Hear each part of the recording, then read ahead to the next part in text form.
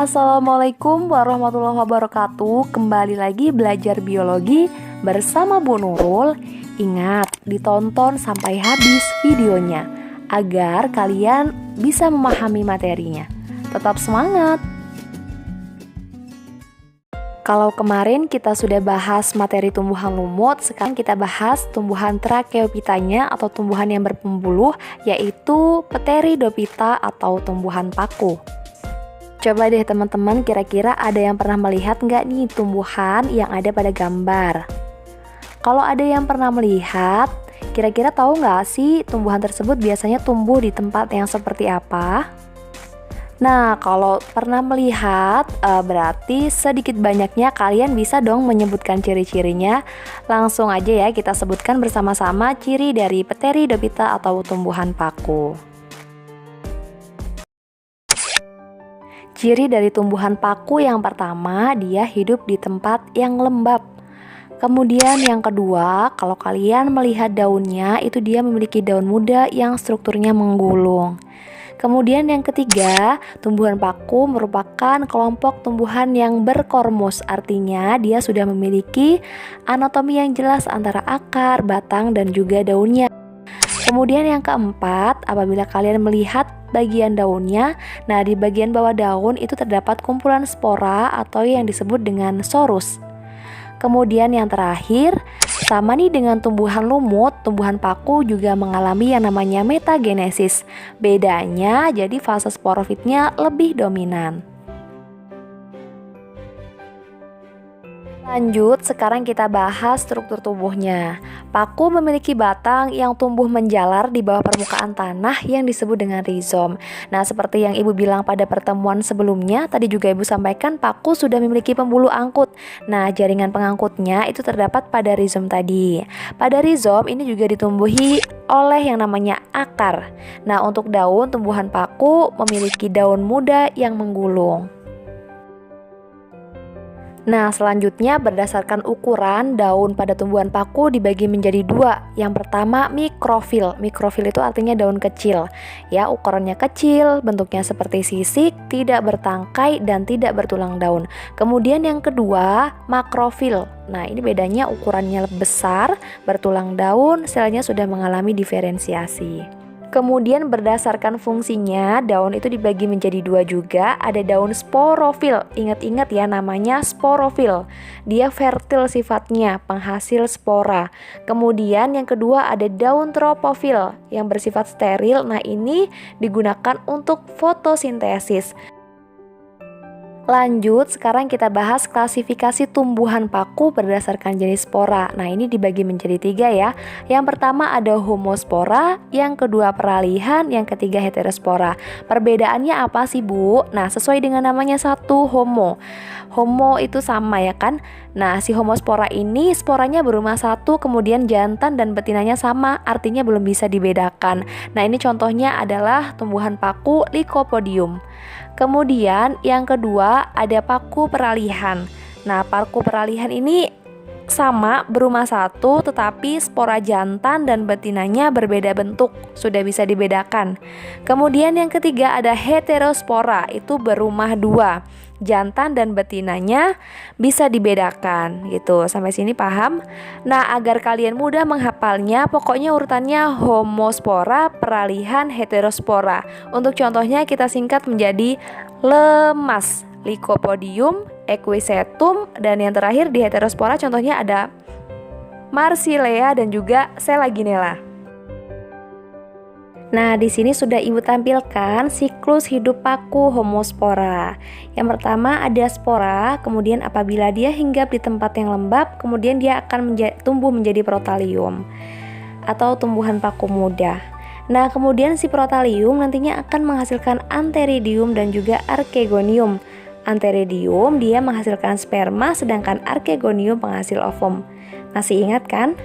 Nah, kemudian ketika sudah terjadi pembuahan tuh nantinya akan terbentuklah yang namanya zigot. Zigot nantinya akan berkembang, kemudian berkembang lagi menjadi tumbuhan paku. Nah, tumbuhan paku nantinya akan menghasilkan sporofil yang akan menghasilkan sporangium dan kembali lagi menghasilkan spora. Nah, jadi di sini kenapa tumbuhan paku lebih dominan di fase sporofit, karena tumbuhan paku dewasanya dihasilkan di fase sporofit gitu ya. Nah, yang kedua ini daur hidup paku peralihannya. Jadi sudah dibedakan ya spora jantan dan juga spora betina. Begitupun ke bawahnya protaliumnya juga sudah dibedakan jantan dan betinanya. Untuk tahapannya masih sama seperti yang homospora, jadi tidak perlu Ibu jelaskan. Selanjutnya ada daur hidup paku heterospora. Nah, di sini heterospora kan dia sudah berumah dua, kemudian jantan dan betinanya sudah bisa dibedakan. Nah, yang jantan itu ukurannya lebih kecil dibandingkan yang betina, bisa dilihat dari tertulisnya ada mikrospora dan makrospora. Nah, mikrosporanya nantinya yang akan menghasilkan sperma, kemudian makrosporanya yang akan menghasilkan ovum. Untuk tahapan selanjutnya masih sama, jadi nanti kalau ada soal ditampilkan bagan ditanya ini paku jenis homo, peralihan atau heterospora, jangan bingung ya. Lanjut, sekarang kita bahas klasifikasi tumbuhan paku berdasarkan struktur tubuh. Nah, berdasarkan struktur tubuhnya, tumbuhan paku ini dibagi menjadi 4. Ada Psilotopitine atau paku purba, kemudian ada Lycopodine, ada paku kawat, kemudian ada Equisitine, paku ekor kuda, dan yang terakhir ada Felicine atau paku sejati, atau yang biasa disebut juga dengan Pteridophyta, ini paku sejati ya. Oke, yang pertama ada Psilopitine atau paku purba. Dari namanya berarti tumbuhan ini sudah cukup lama ya. Tumbuhan paku ini sederhana strukturnya, sebagian besar sudah punah. Kemudian batangnya beruas, bercabang dan berbuku-buku. Pada batang itu tumbuh daun seperti sisik. Nah, sporangiumnya itu di ketiak daun atau buku-buku daun. Nah, kita lihat contohnya. Ini ada Psilotum nudum. Dilihat tuh sporanya dia berada di ketiak daun.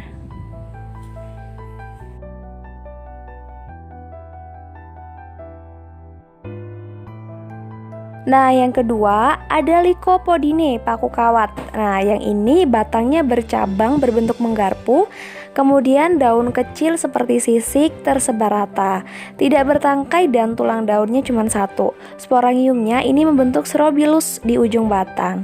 Kita lihat pada gambar ya. Nah, ini dia contoh dari Lycopodine. Ada tumbuhan Lycopodium, cirinya yang disebutkan tadi tuh, yang menggarpu di atas dua itu namanya strobilusnya. Nah, Lycopodium ini berkembang biak dengan homospora, sedangkan Selaginella dengan heterospora. Yang ketiga ada Equisitine atau paku ekor kuda.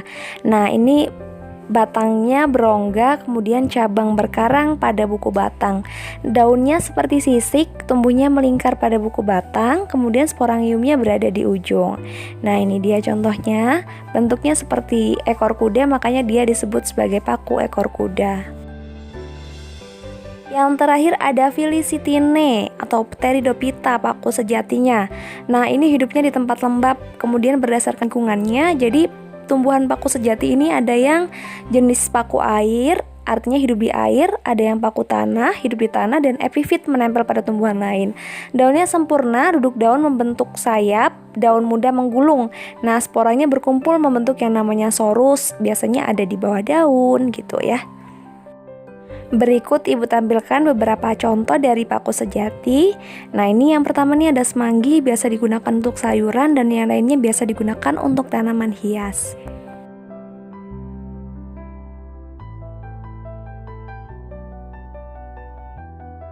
Lanjut ke manfaat Pteridophyta. Yang pertama ini bisa digunakan sebagai sayuran. Contohnya itu ada semanggi. Kemudian yang kedua sebagai tanaman hias, seperti contoh-contoh yang sudah Ibu sebutkan di Felicine tadi ya.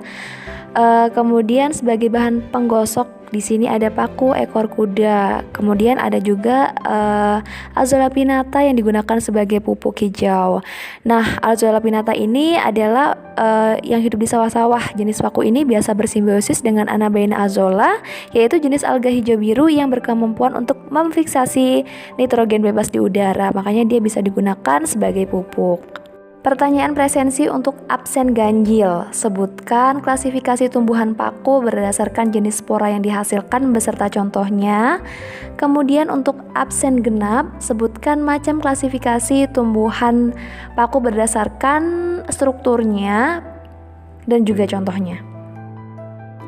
Sekian materi yang bisa Ibu jelaskan. Nantinya lanjut ke spermatopita ya. Semoga materinya bermanfaat. Wassalamualaikum warahmatullahi wabarakatuh. Tetap semangat anak-anak Ibu.